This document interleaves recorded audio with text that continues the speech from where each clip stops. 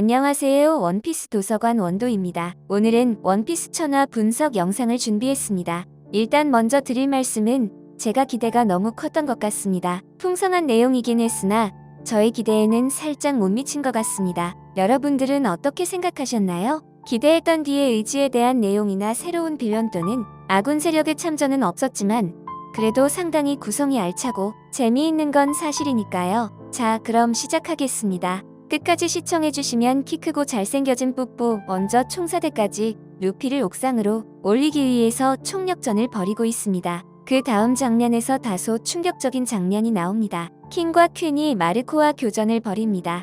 여기에서 마르코의 능력에 퀸이 이런 대사를 날립니다. 이 새는 무적인가? 이럴 만도 한 게 자연계로 착각하게 만들 만큼 공격을 흘리는 속도도 빠르고 재생력 역시 엄청나기 때문입니다. 순간적인 교전이었는데 압도적인 모습을 보여주며 조로를 옥상으로 보내줍니다. 좀 불친절하게 날려버리긴 했지만요. 하하하. 그리고 그동안 너무 궁금했던 오뎅양의 일지가 공개되었는데 야마토가 어떻게 입수했는지 나왔습니다. 오뎅성의 기슭에 있는 강가에서 주었다고 합니다. 참 지독한 우연입니다. 소름 돋는 건 일지의 내용 중 20년 후 신세계의 젊은 강자들이 몰려올 것이라는 내용이 있었다는 거. 그 강자들이 현재 루피를 비롯한 초신성들을 암시하는 것 같습니다. 하지만 그 리더가 에이스라고 적혀있는 것은 살짝 에러가 되었네요. 리더를 에이스로 예측했던 이유가 충분히 이해는 가는 게 해적왕 로저의 아들이기 때문에 충분히 이 정도의 에러는 이해할 수 있습니다. 그리고 에이스는 야마토에게 언젠가 다시 만나자며 비브르 카드를 찢어줍니다. 하지만 야마토 손에 있던 비브르 카드는 시간이 흘러 흔적도 없이 사라져버립니다. 야마토는 그때도 이것이 무슨 의미인지 몰랐다고 합니다. 나중에 신문 뉴스를 보고 알았을 땐 상당히 괴로워했다고 합니다. 이제 상황은 일촉즉발의 라이브 플로어 옥상입니다.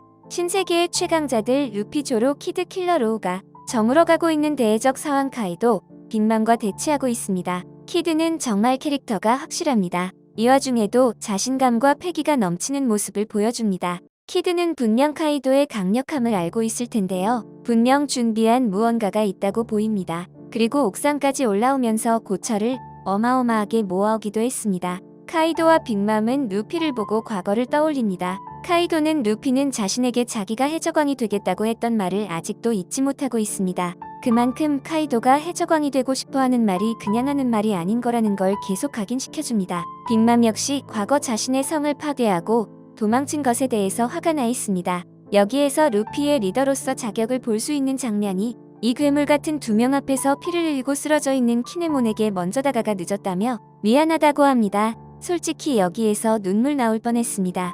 루피 너무 멋있습니다. 이 장면을 보고 아카자야구 남자들이 카이도와 전투에서 얼마나 힘들었을지 짐작해 볼 수 있었습니다. 이제까지 카이도가 도원도츠카 맞고 칼에 찔리고 이런 장면만 봐서 아카자야구 남자 너무 고평가 아니냐, 카이도 실망이다, 이런 생각을 했거든요. 정말 전멸당했다고 말할 수 있을 정도로 아카자야의 전사들이 모두 피를 흘리고 쓰러져 있습니다. 키네모는 눈물을 흘리며 코즈키오 댕을 뵐 면목이 없다고 이야기를 합니다. 그리고 와노쿠니를 짊어져준 루피에게 고맙다는 뜻을 전하는 순간 뒤에서 보이는 카이도의 그림자 루피는 로에게 쓰러진 자들을 전부 아래로 보내라고 명령합니다.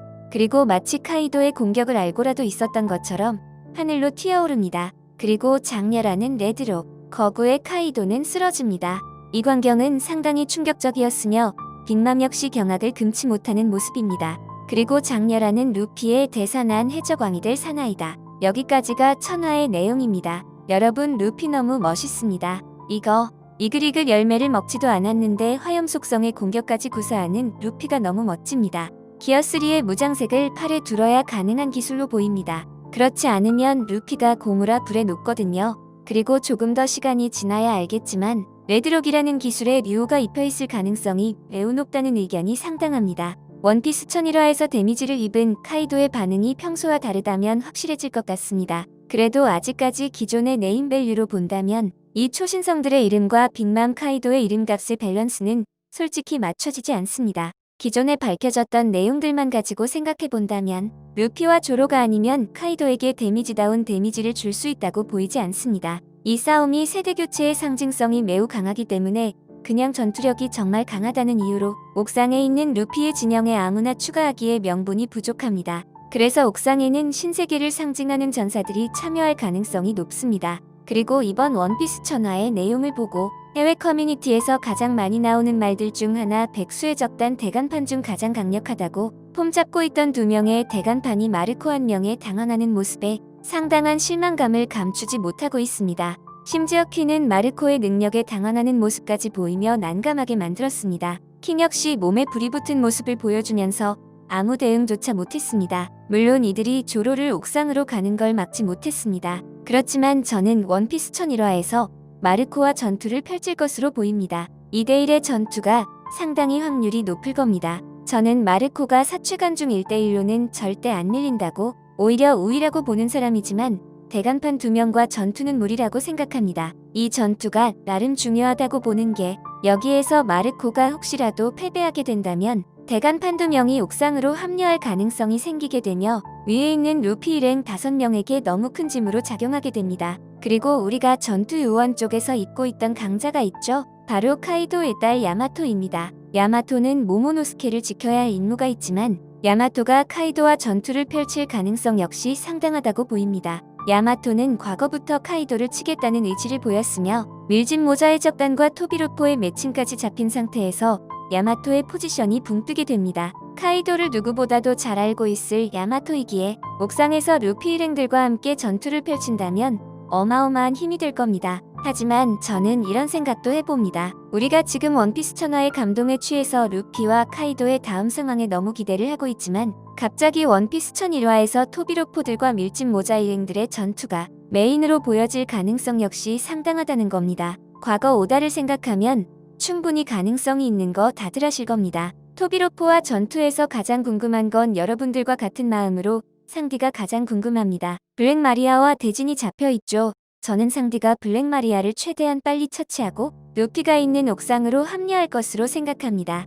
밀짚 모자 해적단의 원조 메인 전투 요원 루조상 중 루피와 조로가 이미 카이도 빅맘과 대치하고 있는데 상디만 빠진다면 섭섭합니다. 설마 우리의 상디가 블랙 마리아에게 패배하는 말도 안 되는 일이 일어나지 않겠죠? 상디가 워낙 물소라서 말도 안 되는 걱정 한번 해봤습니다.